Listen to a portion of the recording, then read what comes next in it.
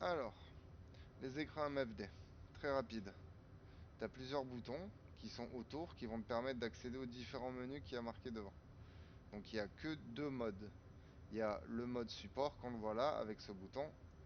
On rappuie dessus, le mode tactique. On rappuie dessus, le mode support, le mode tactique. Il n'y a que deux modes. Donc si on commence par le mode support. Hop, on va appuyer sur ce bouton. Les mids, t'en as pas besoin. C'est pour la radio. Pour l'instant, tu l'utilises pas. Les beats, c'est ce que tu utilises au début. C'est pour faire tes tests d'avion. Hop, on rappuie. Tu vois, ici, c'est toujours le bouton menu. Support. On a fait mids, on a fait beats. Le bouton mumi, il n'est pas modélisé. On rappuie deux fois. La checklist, ça va te permettre de te rappeler ce qu'il faut faire pour atterrir, pour décoller, ton poids et ta position. Hop, le menu moteur, tu as les mêmes informations ici mais plus détaillées. On appuie deux fois, on continue. FCS, c'est ton menu du début pour voir si tu as des codes erreurs et comment se passe l'avionique. On rappuie deux fois, FCS on l'a fait. UFC. UFC ça va être pour configurer le tableau UFC, on va pas en avoir besoin.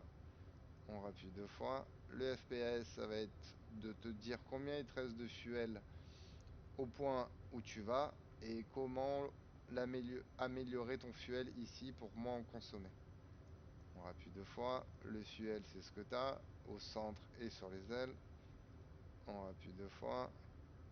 L'ADI, ça va servir principalement pour les bombes, mais franchement, même moi, je m'en sers pas.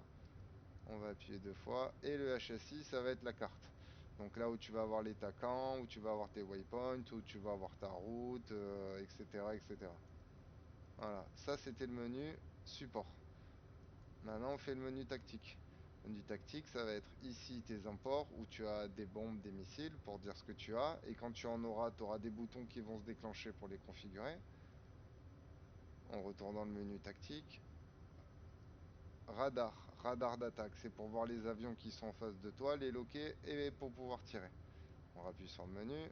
Le HUD, c'est le même qu'ici, qui peut servir quand il se casse, quand tu prends une bastos ou quand tu as le soleil en face des yeux. On appuie sur le menu. Target data, c'est quand tu auras rentré une coordonnée dans ton ordinateur, ça te permettra de te donner des informations sur cette cible. EW, c'est le radar, le RWR qu'on a vu ici et qu'on a en sauvegarde ici, sauf que là il est plus grand, il est plus détaillé et on a des menus pour améliorer nos contre-mesures. Menu. Et là c'est le SA. Le SA tu reconnais, le HSI c'est le même. Il y a moins de boutons, mais ici on va voir les ennemis. On va voir les attroupements d'ennemis RR, mais on va voir aussi les défenses aériennes qui sont au sol.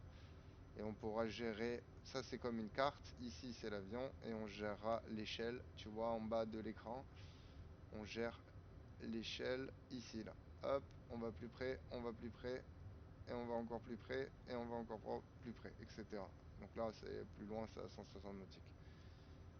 Et on a fait le tour des deux écrans, on a vu le menu support, et on a vu le menu tactique. Ici c'est le même, hein.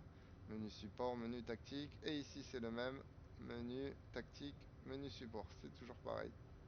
Voilà, c'est juste que dans cet écran, quand tu es dans support et que tu vas dans HSI, tu peux avoir la carte si tu veux en appuyant deux fois sur le mode et en étant à la bonne échelle.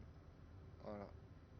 Mais tu vois rien. Donc on le fait jamais. C'est pour ça que dans le RAM Start, on appuie deux fois sur le bouton et ça permet ici par exemple de se mettre le RWR pour voir s'il y a des missiles qui arrivent. Ici, on va aller chercher notre radar pour capter les ennemis. Et ici, on sélectionnera nos armes et on sera prêt pour se foutre sur la gueule.